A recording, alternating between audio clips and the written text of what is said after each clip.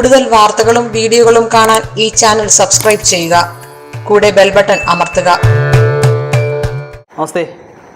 ഏഷ്യാലൈവ് ടിവിയുടെ എപ്പിസോഡിലേക്ക് എല്ലാ മനഃപ്രേക്ഷകർക്കും സ്നേഹം നിറഞ്ഞ ഹൃദയം നിറഞ്ഞ സ്വാഗതം.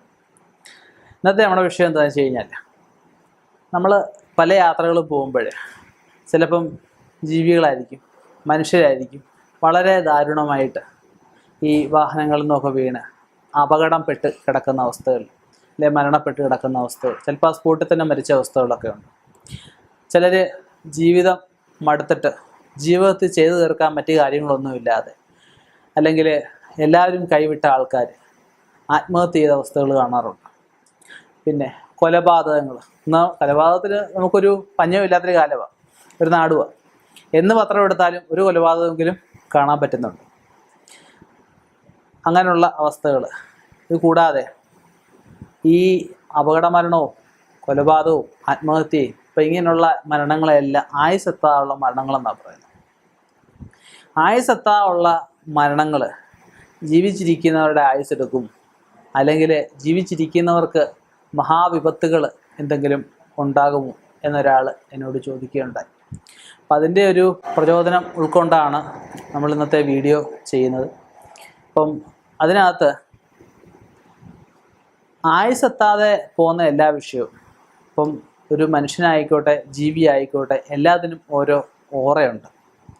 ഇപ്പം ഒരാൾ ഈയിടെ പറയുണ്ടായി, അയാളൊരു വീട് വാങ്ങിച്ചു കഴിഞ്ഞപ്പോഴത്തേക്കും വീട്ടിനകത്ത് മൊത്തം ഒരു പട്ടിയുടെ കൊര രാത്രിയാകുമ്പോഴത്തേക്കും പട്ടിയുടെ കൊര പട്ടിയുടെ ഓരിയിടർ കേൾക്കാം.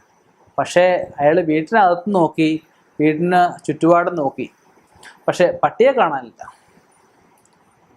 അത് ഒരു പട്ടി അതിനകത്ത് വെച്ച് മരിച്ചിട്ടുണ്ട്. അപ്പം ആ വീട്ടുകാർ എവിടെയോ പോകുമ്പോഴേ പട്ടി അതിട്ടിട്ട് കൂട്ടിയിട്ട് പോയി.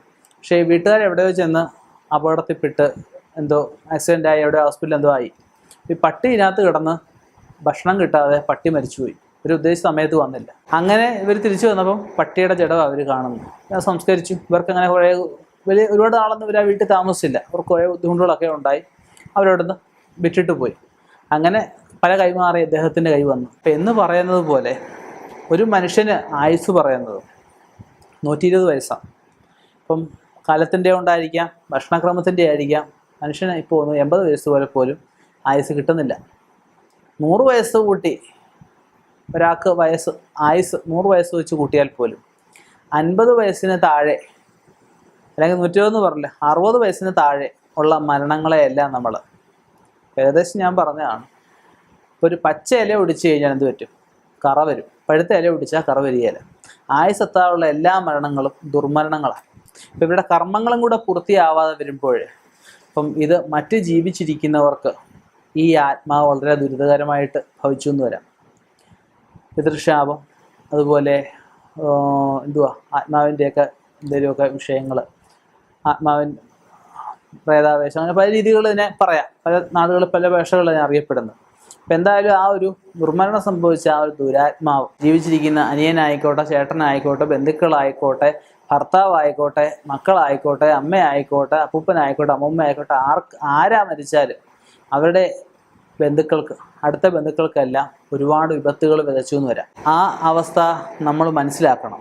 ചിലർ പറയും, കൊച്ചിലെ എൻ്റെ ചേട്ടൻ മരിച്ചുപോയി, അല്ലെ ചെറുപ്പത്തിൽ എൻ്റെ അനിയൻ മരിച്ചുപോയി, അത് എനിക്ക് വിഷയമാണോ എന്ന് ചോദിക്കുന്ന ആൾക്കാരുണ്ട്. ഈയിടെ ഒരാൾ പറയുകയുണ്ടായി, വർഷം കഴിയും തോറും നമുക്ക് പ്രായം കൂടുന്നവർ ആത്മാവിനും പ്രായം കൂടുമെന്ന്. അങ്ങനൊന്നുമില്ല. ശരീരത്തിനേ ഉള്ളൂ ജരാനരകൾ ബാധിക്കുന്നത്, ഒരിക്കലും ആത്മാവിന് ജരാനരകൾ ബാധിക്കുകയില്ല. ആ മരിച്ച അവസ്ഥ എത്ര പ്രായമാണോ അത്രയും പ്രായത്തിലാണ് നിൽക്കുന്നത്.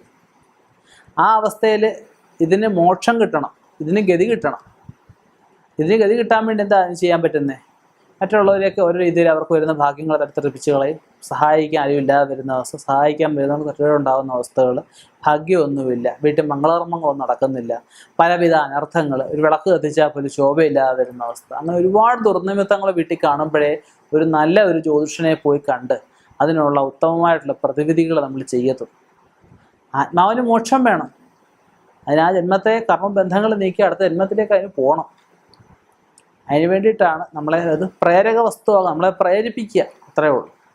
അപ്പം ആരുടെയെങ്കിലും അറിവിൽ ഇങ്ങനെയൊക്കെയുള്ള വിഷയങ്ങളുണ്ടെങ്കിൽ, ഇനി ഈ പറഞ്ഞ നമ്മൾ റോഡിൽ ഇറങ്ങുമ്പോൾ കണ്ട് ഇതുപോലെ മരിച്ചു കിടക്കുന്ന കണ്ടു എന്ന് വരാം. ചിലരുടെ ശരീരത്ത് അന്നേരം പോസിറ്റീവിൻ്റെ അഭാവം കുറഞ്ഞ് നെഗറ്റീവിൻ്റെ അഭാവം കൂടിയിരിക്കുകയാണ്. നമ്മൾ വിഷമിക്കുക, അല്ലെ ആ ഒരു സമയത്ത് നമ്മൾ ഒന്ന് ഭയപ്പെടുക, ഈ സമയത്ത് ഇതിൻ്റെ ഒരു ആവേശം ഉണ്ടാവും.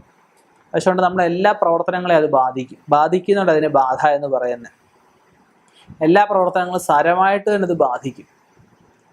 അപ്പം നമ്മളല്ലാതെ മാറുന്ന അവസ്ഥ, സംസാരിക്കേണ്ടവരോട് സംസാരിക്കത്തില്ല, അത് ചിലപ്പോൾ ശത്രുക്കളായിട്ട് മാറുന്ന അവസ്ഥകളൊക്കെ വരും. ആരെയും വേണ്ടാത്ത രീതി, ആരെയും പിന്നെ കാണാത്ത സംസാരങ്ങളും പ്രവൃത്തികളും ഒക്കെ ഉണ്ടായെന്ന് വരും. ഇതൊക്കെ ഇതിൻ്റെ ഓരോ സൂചനകളായിട്ടാണ് നമ്മൾ കണക്കാക്കേണ്ടത്. അപ്പം ഇങ്ങനെയുള്ള കാര്യങ്ങൾ മനസ്സിലാക്കുക. ഇങ്ങനെയൊക്കെ നിങ്ങളുടെ കുടുംബത്തിലോ ബന്ധുക്കളുടെ കുടുംബത്തിലോ ഒക്കെ സംഭവിച്ചിട്ടുണ്ടെങ്കിൽ ഇപ്പം എൻ്റെ അടുത്ത് വരണമെന്ന് ഞാൻ പറയത്തില്ല. നമുക്ക് വ്യക്തമായിട്ട് അല്ല വൃത്തിയായിട്ട് കാര്യങ്ങൾ നോക്കി പറയും. അതിന് വേണ്ടുന്ന കാര്യങ്ങൾ ചെയ്തു വരുന്ന ഉറപ്പുള്ള ഒരു ജ്യോത്സ്യൻ്റെ ഒരു കർമ്മയുടെ അടുത്ത് പോയി നോക്കി വേണ്ട കാര്യങ്ങൾ ചെയ്യുക. ആ ഒരു ആത്മാവിന് മോക്ഷം വരുത്താനുള്ള കാര്യങ്ങൾ ചെയ്ത് അതിനോട് മോക്ഷം വരുന്നതോടൊപ്പം തന്നെ നമ്മുടെ കുടുംബത്തിലും സുഹൃതം വർദ്ധിക്കുകയും ഭാഗ്യം വർദ്ധിക്കുകയും നല്ലൊരു ജീവിതം ഉണ്ടാവുകയും ഒക്കെ ചെയ്യട്ടെ എന്ന് ഭഗവത് നാമധേയത്തിൽ പ്രാർത്ഥിക്കുന്നു. ഇനിയും ഇതുപോലെയുള്ള വ്യത്യസ്തമായ വിഷയങ്ങളുമായി കണ്ടുമുട്ടാം. നിർത്തുന്നു. നന്ദി, നമസ്കാരം.